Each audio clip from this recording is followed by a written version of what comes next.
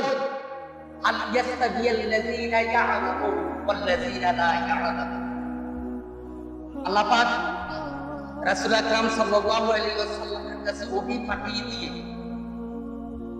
আল্লাহ প্রত্যাদেশ করছেন, নির্দেশ করছেন, হে রাসূল আপনি বলে দেন, বল আমর সিগা আদেশ ক্রিয়া বলে দেন, নির্দেশ করা হয়েছে। আল্লাহ পাক রাসূলকে বলছেন আপনি বলে দেন জগৎবাসীকে, সারা পৃথিবীর মানুষ সকলকে আপনি এই কথা জানিয়ে দেন, আল ইয়াস্তাবিয়াল্লাযীনা ইয়া'লামুন ওয়াল্লাযীনা লা ইয়া'লামুন। এটা হলো হরফে ইস্তিফহামিয়া, অর্থাৎ প্রশ্নবোধক হরফ। যারা জানে আর যারা জানে না তারা কি সমান? কে প্রশ্ন করছেন? আল্লাহ তাবারক ওয়া তাআলা রাসূলের মাধ্যমে রাসূলকে জানিয়ে দিচ্ছেন, আপনি সারা পৃথিবীর মানুষকে কথা জানিয়ে দেন যে যারা জানে আর যারা জানে না এই দুইটা সম্প্রদায় কি এক সমান?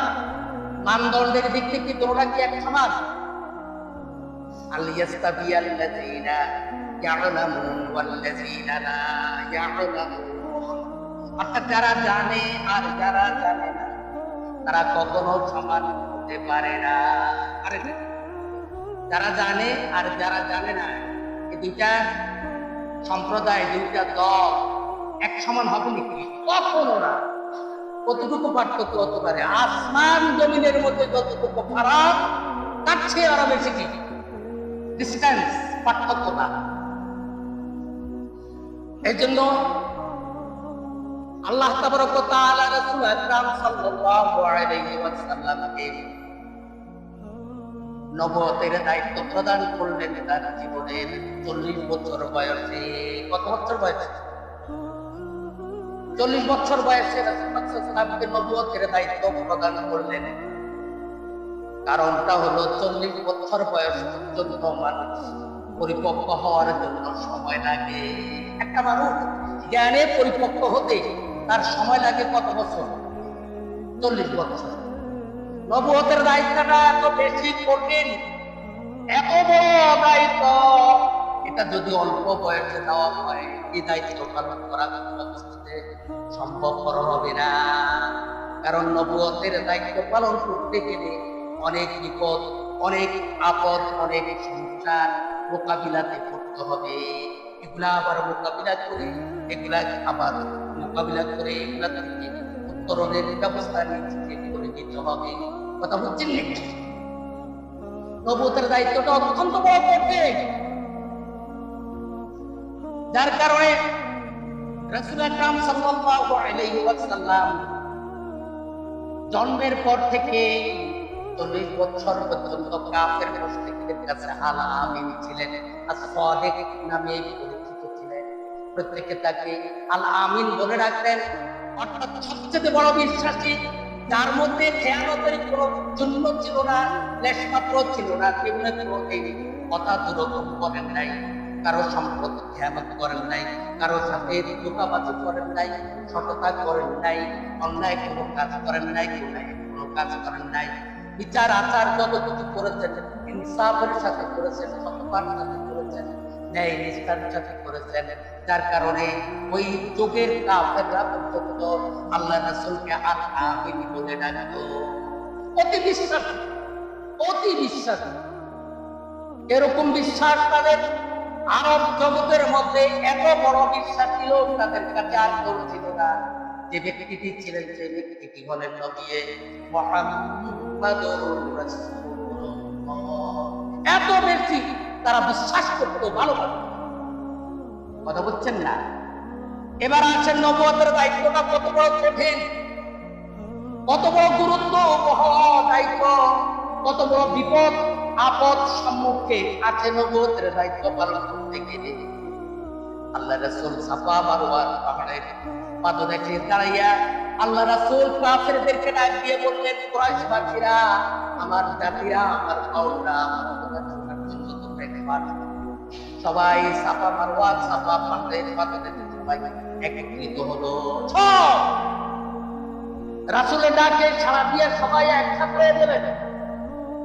কেন মোহাম্মদে আমাদেরকে ডাকলো? কি সমস্যাটা দেখা দিল? কি বিপদের সংকেত আছে মোহাম্মদের কাছে? কেন ডাকা দিলেন? ডাকে সাড়া দিয়ে সবাই সাফা পাহাড়ের পর্বতের কাছে নিকটে চলে আসলেন। রাসূল পাক সাল্লাল্লাহু আলাইহি ওয়াসাল্লাম পর্বতের একটু উপরে উঠে বললেন, ও আমার কওমরা, আমি যাহা বলি তোমরা তা বিশ্বাস করোনি। আমি যা বলি তা তোমরা বিশ্বাস করোনি। কত মনোযোগ দেন নাকি? এদিক সেদিক চাইলেন না, আমার দিকে খেয়াল করবেন। কত মনোযোগ দিয়ে আল্লাহ রাসূল বললেন, আমি যাহা কিছু বলি তোমরা বিশ্বাস করোনি। আমার উপরে তোমাদের কতটুকু বিশ্বাস আছে? কতটুকু তোমরা আমাকে আমানতদার হিসাবে জানো, সত্যবাদী হিসাবে জানো, ন্যায় বিচারক হিসাবে কতটুকু তোমরা আমাকে মনে করো? তারা বলল যে আরবের মধ্যে যদি একটা অদ্বিতীয় যদি মানুষ থাকে সেটা হলো মুহাম্মদ, তুমি ছাড়া কেউ নাই। তুমি যা বলতে সেটাই সত্য হবে। জীবনে আমরা কখনো দেখি নাই তুমি মিথ্যার আশ্রয় নিয়েছ, মিথ্যা বলেছ। আমরা কোনোদিন তোমার মাঝ থেকে মিথ্যা পাই নাই। কোনোদিন আমরা কি পাই নাই? মিথ্যা পাই নাই।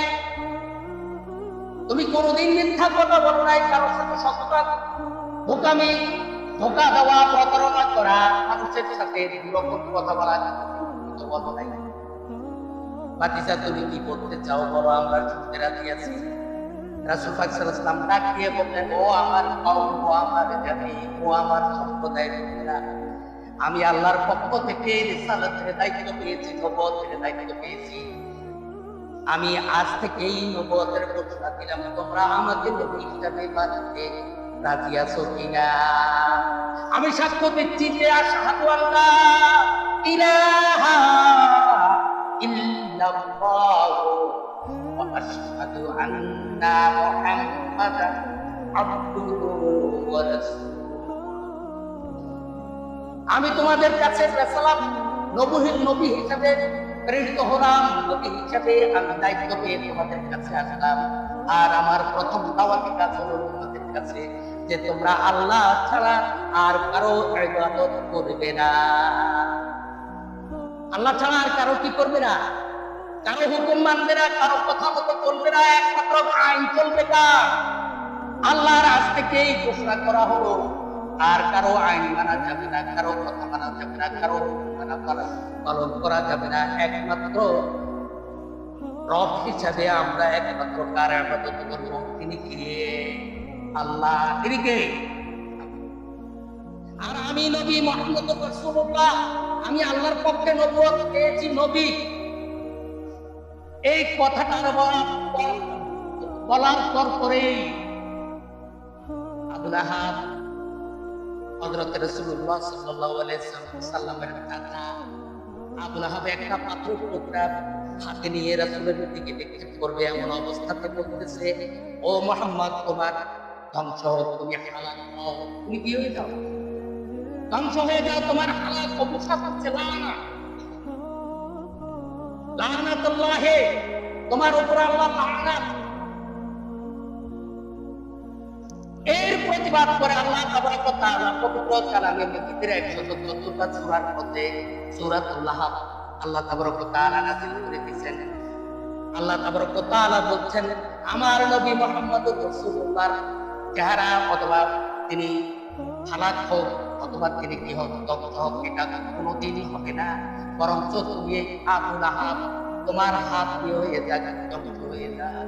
আপনার কিয়া না আবি লাহাব, আপনার ধ্বংসপ্রাপ্ত হোক। ইয়াদা আবি লাহাব, আবু লাহাবের হাত, অর্থাৎ যে হাত দিয়ে তুমি মুহাম্মদকে পাথরে নিক্ষেপ করার জন্য উদ্যত হয়েছ, তোমার এই হাত ধ্বংস হয়ে যাক, হালাক হয়ে যাক। এত বড় পুরো দায়িত্ব হলো নবুয়তের দায়িত্ব, রিসালাতের দায়িত্ব, ইকামতে দ্বীনের দায়িত্ব, ইকামতে দ্বীনের দায়িত্ব। এত বড় কঠিন। আপনি যদি ইকামতে দ্বীনের কথা যদি বলতে যান, কাউকে বলার জন্য যদি বলেন, দেখবেন আপনার শত্রুর কোনো অভাব হবে না। এমন পরম বন্ধু যারা কোনদিন আপনাকে কি কয় যে দোকানে একদিনের জন্য চা তাকে ফালাইয়া খায় নাই, এত বন্ধুত্বতা। কিন্তু যখনই আপনি বলবেন এই কাজটা করা ভালো না ভাই, আপনার কাজটা করা উচিত নাই। এটা ভালো কাজ, এটা খারাপ কাজ, এটা আল্লাহর পথের কাজ, এটার মধ্যে সন্তুষ্টি, এটার মধ্যে সফলতা। আর এটা হলো শয়তানের রাস্তা, এটা হলো শয়তানের কাজ। এই কাজগুলো করা যাবে না। যখন এগুলা করতে যাবেন, প্রতিবাদ করতে যাবেন, ছোট বাড়তে থাকুন।